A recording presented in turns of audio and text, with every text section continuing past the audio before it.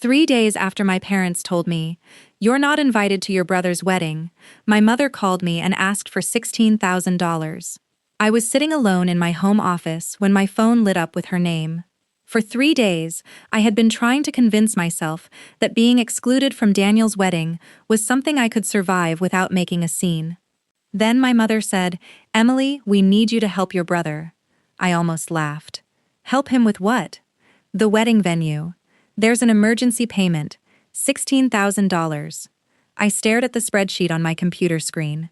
You just told me I wasn't invited. There was a pause. Then she said, "That's not what this is about. Daniel needs his family right now."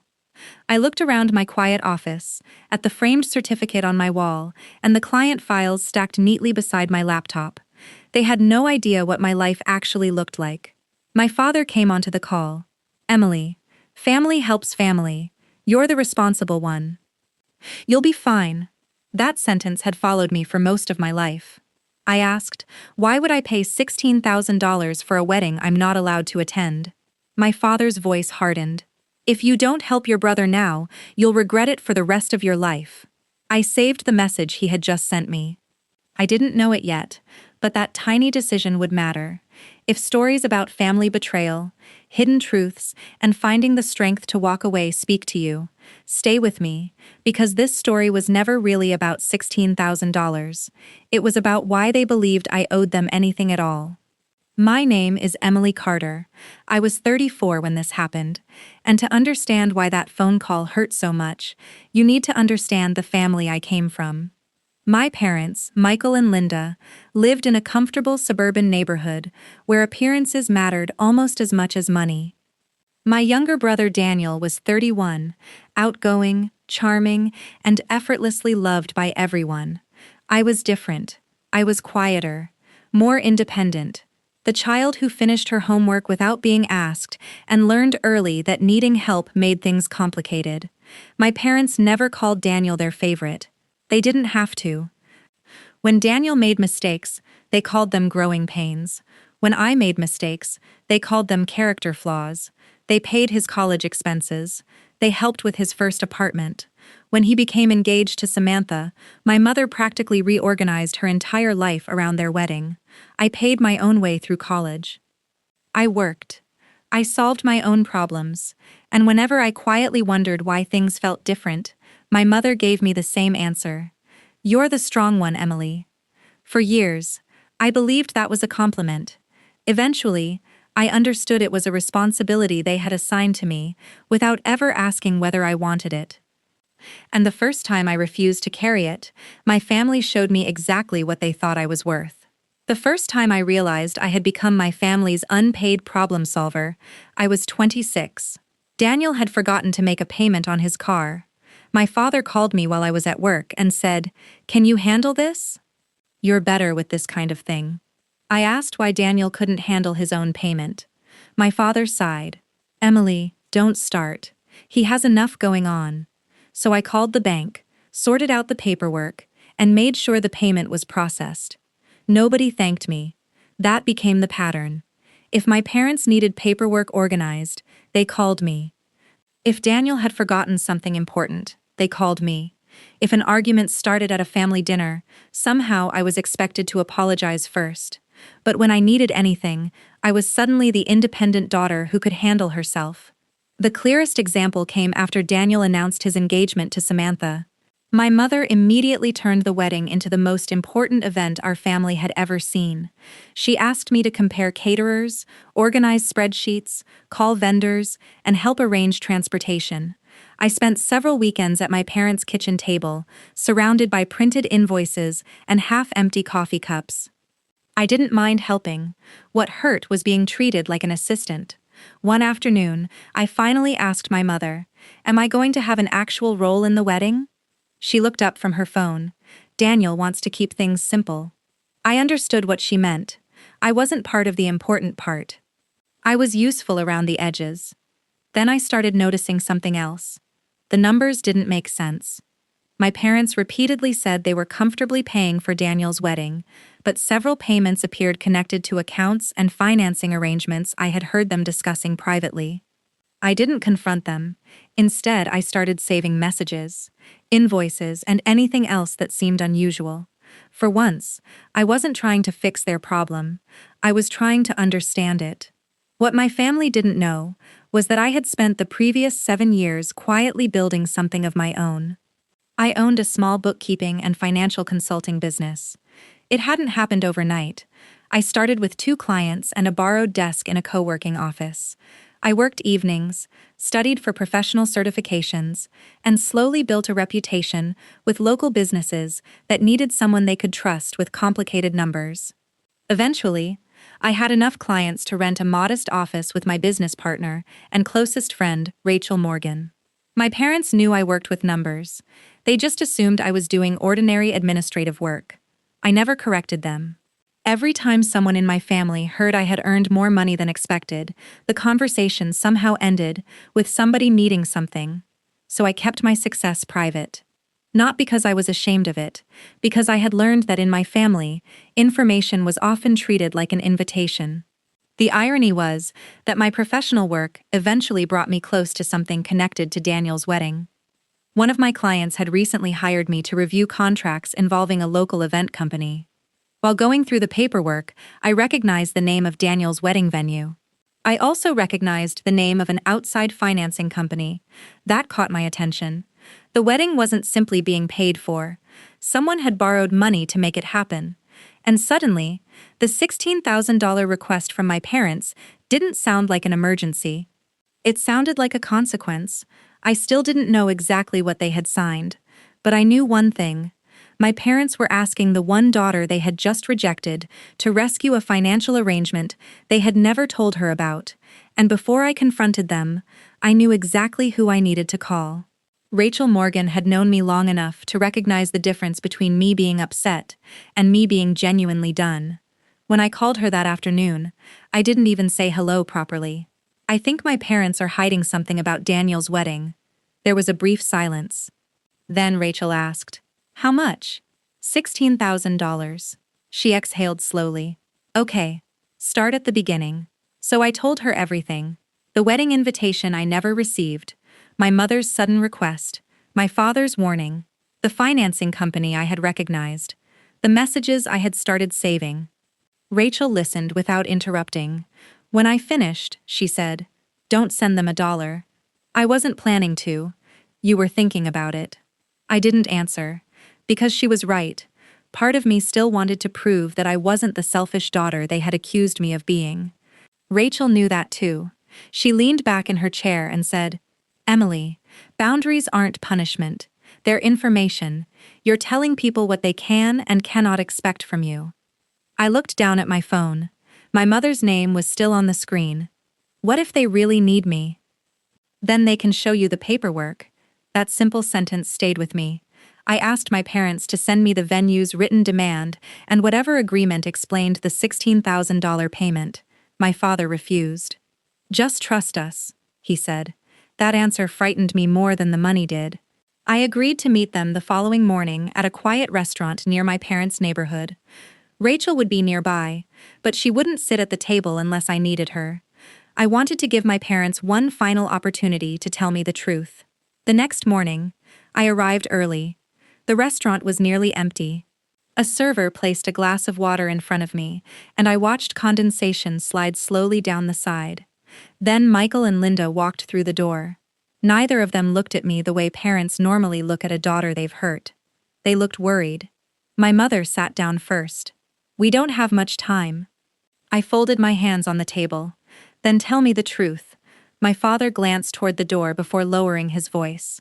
"The venue needs $16,000 within 48 hours. Why?" "A vendor dispute." "Which vendor?" He hesitated. "Emily, this isn't the time for an interrogation." I looked at my mother. "You told me I wasn't invited to Daniel's wedding. Now you're asking me to save it." Her expression hardened. "You would understand if you cared about your brother." That sentence landed harder than I expected. I had spent weeks helping with a wedding I wasn't going to attend, and somehow I was still being asked to prove that I loved my brother. I took a breath. "Why can't Daniel know?" My father looked away. "He has enough pressure." "And Samantha?" They're both overwhelmed. I asked again for the written demand. My father shook his head. You're making this complicated. No, I said quietly. I'm making sure I understand what I'm being asked to pay. My mother leaned forward. You've changed. Maybe I had, but I didn't say that. Instead, I asked for a written repayment agreement if they truly considered this a loan. My father stared at me, as if I had insulted him. We're family. And family loans still need paperwork. The conversation ended shortly afterward. They walked out angry. I remained at the table for another minute, staring at the untouched water. Then my phone buzzed. It was a message from my mother. Please don't make us beg. Daniel's wedding is only 3 days away. I read it twice. 3 days. That was all the time they had, and for the first time I wondered whether the wedding wasn't simply in trouble. Maybe something much bigger was about to come apart. The next morning, I stopped trying to understand my parents through what they told me and started looking at what they had actually done. I contacted the wedding venue through a legitimate professional connection, careful not to pretend I was Daniel or access anything I wasn't entitled to see. I simply asked whether an invoice I had received was authentic. The answer came within an hour. Yes, the invoice was real. But there was something my parents had left out. The $16,000 payment wasn't simply an unpaid wedding balance. It was connected to an outside event financing agreement. I sat at my desk and read the email twice.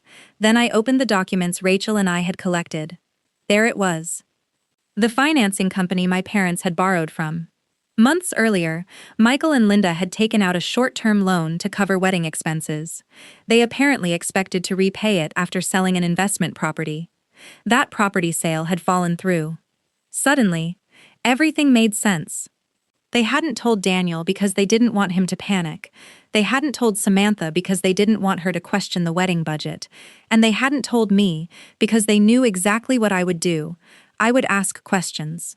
Rachel found the next piece while reviewing the agreement. Emily, she said, look at this section. I leaned closer to her screen. Daniel and Samantha had signed acknowledgments concerning certain wedding expenses. My parents had signed as guarantors.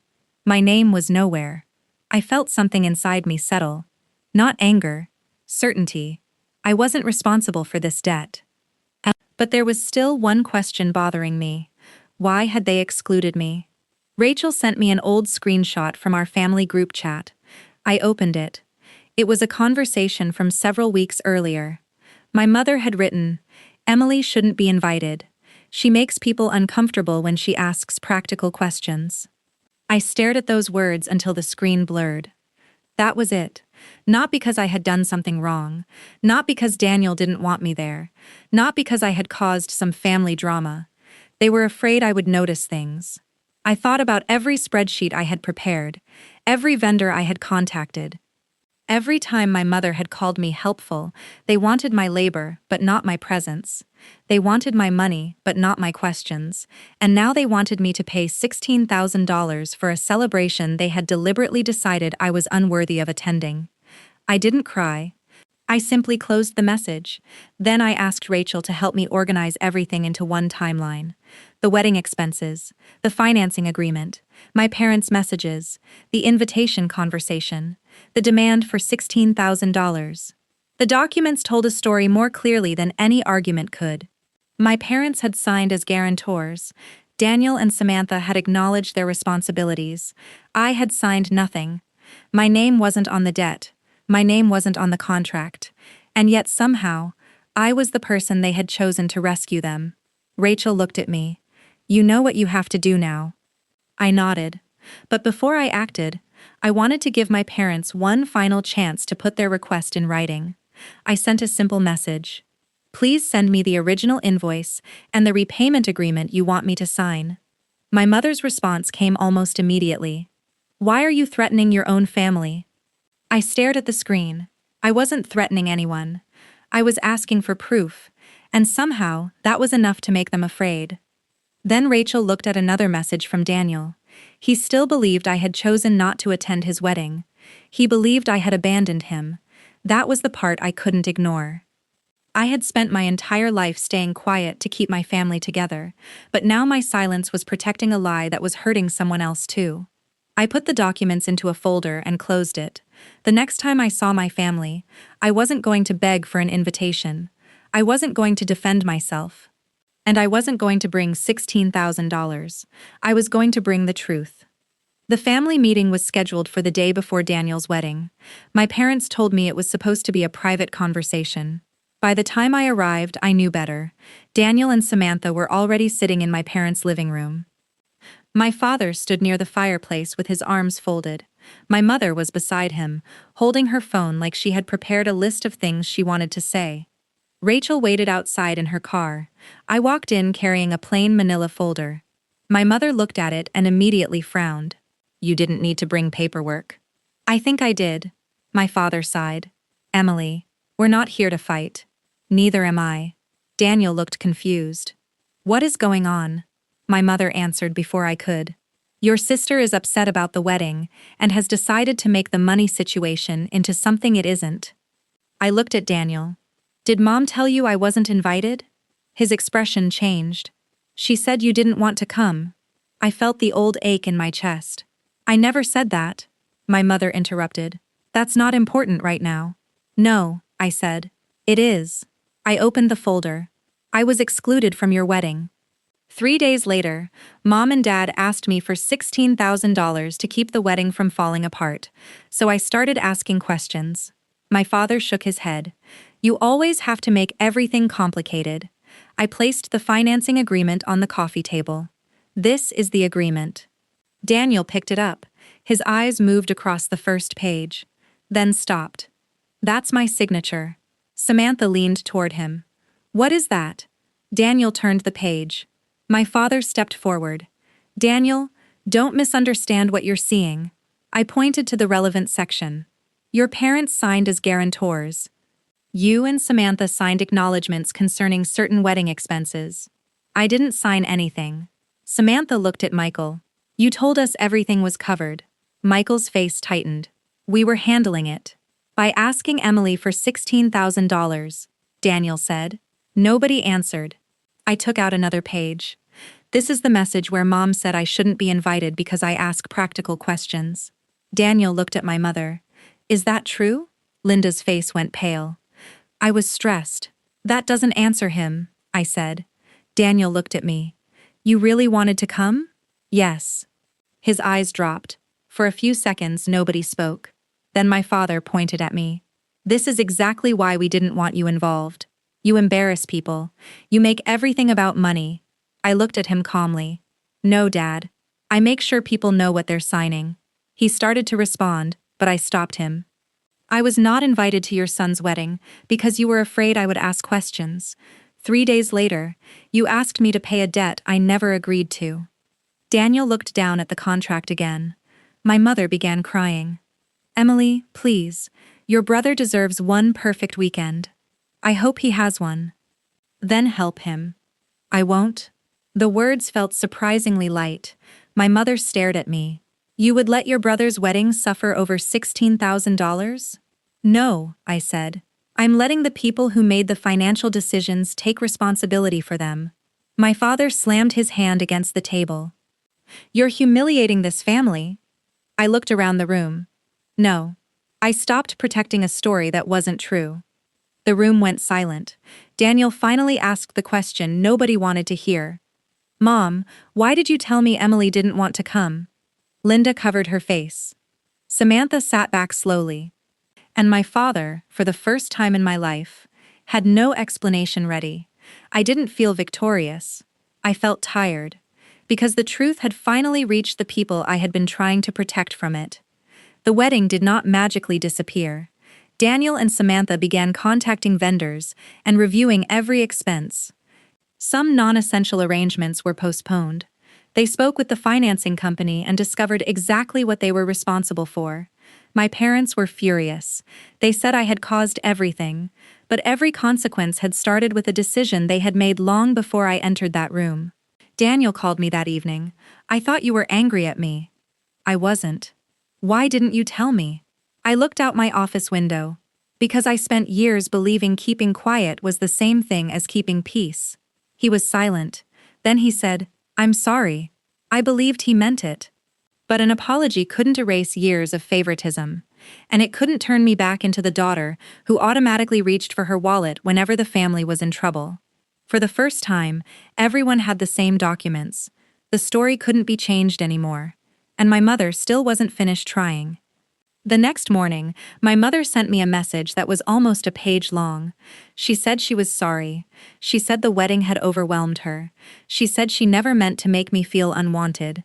She said everything had gotten out of control. Then came the sentence that told me more than the apology did. "I hope we can put this behind us and go back to being a family." I read it several times.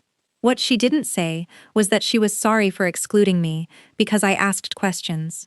She didn't say she was sorry for asking me for $16,000 after telling me I wasn't welcome at Daniel's wedding. She didn't mention the financing agreement, and she didn't say anything about the money my parents had borrowed from me over the years without properly repaying. She wanted forgiveness without responsibility. That afternoon, my father called. "We need to move forward," he said. I sat quietly at my desk. "I agree." He sounded relieved. "Good. So you'll come by this weekend?" I knew what he meant. He wanted everything to return to normal. The phone calls, the favors, the emergency payments, the guilt, the expectation that I would always be the strong one. I finally said, "Moving forward doesn't mean going back." He became quiet. Then I told him my boundaries. No more financial requests. No more guilt because I said no. No more being excluded until something went wrong and then being expected to fix it. And no relationship where my value depended on what I could provide. My father said I was being dramatic. Maybe he believed that. But I wasn't angry anymore. I was finished explaining. I sent my mother one final message. "I love you, but I can't keep participating in a relationship where I'm needed more than I'm valued." Then I put my phone face down. For the first time, I didn't wait for another message, and strangely, the silence felt peaceful. Months passed. My business continued growing. I signed 2 new clients, moved into a slightly larger office, and eventually realized something had changed. I no longer checked my phone with dread. When it rang, I didn't automatically assume somebody needed money. Daniel and I slowly rebuilt our relationship. We talked honestly about the wedding. He admitted that he had believed the story our parents told him because it was easier than questioning them. "I should have asked you," he said. "Yes," I answered. "I'm sorry." "I know." I accepted his apology, but I didn't pretend trust could be repaired in one conversation. My parents remained distant for a while. Eventually, they stopped asking for money. They stopped expecting immediate answers. They learned that when I said no, the answer remained no. Rachel was still there too. So were the friends who knew me as Emily, not as the dependable daughter who could solve every crisis. One evening, I opened the folder containing the wedding documents. I expected to feel anger. Instead, I felt grateful. Not because my family had hurt me, because the documents had forced me to stop doubting myself. The $16,000 had never really been the point. The money simply exposed what had been true for years. My family believed that because I was strong, I owed them my strength. Because I was responsible, I owed them my solutions. Because I had built a good life, they believed they had a right to reach into it whenever theirs became difficult. But being strong doesn't mean carrying everyone else's consequences. Sometimes strength is simply saying, "This isn't mine to fix." I didn't lose my family when I stopped rescuing them. I lost the role they had created for me. And in its place, I finally built a life where love didn't come with an invoice. If you've ever been treated like the strong one in your family, I'd love to hear your story in the comments. And if this story reminded you that boundaries can be an act of love for yourself, consider subscribing and sharing it with someone who needs to hear that message. Because sometimes the greatest victory isn't making the people who hurt you regret what they did. It's waking up one morning and realizing their choices no longer control your peace.